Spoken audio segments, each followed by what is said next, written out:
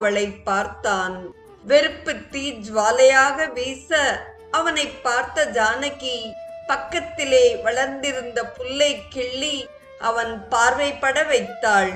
பின்னர் அதை பார்த்து பேசுவது போல சொல்லத் தொடங்கினாள்.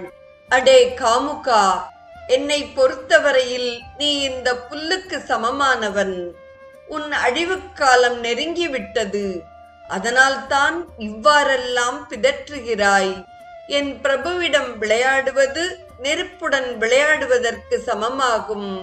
பாதாளத்தையே பிளந்து செல்லும் அவருடைய பானங்கள் உன்னை அழிக்க அதிக காலம் எடுத்துக்கொள்ளாது. ஜனஸ்தானத்திலே நிகழ்ந்த சம்ஹாரத்தை அறிந்தும் நீ இவ்விஷயத்தில் துணிந்திருப்பது உன் அசட்டு தைரியத்தையே காட்டுகிறது.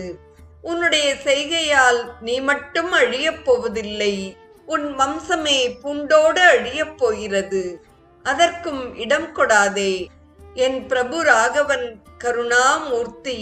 ஜென்ம விரோதியாக இருந்தாலும் தம்மை சரணாகதி அடைவானே ஆகில் அவனையும் காக்கும் உத்தம குணத்தை உடையவர். நாட்கள் ஆகிவிட்டனவே என்று யோசிக்க தேவையில்லை.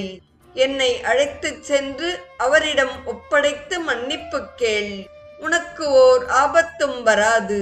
உன்னை மன்னித்து அனுகிரகம் செய்வார். எனக்கு திருப்தி ஏற்படும் வகையில் ஏதாகிலும் செய்ய விரும்பினால் இதைச் செய். இது ஒன்றே என்னை மகிழ்ச்சிக்கு உள்ளாக்க வல்லது என்று கூறி முடித்தாள். சீதாதேவியின் வார்த்தைகள் அரக்கனின் உள்ளத்தில் இதத்தை கொடுப்பதற்கு பதில்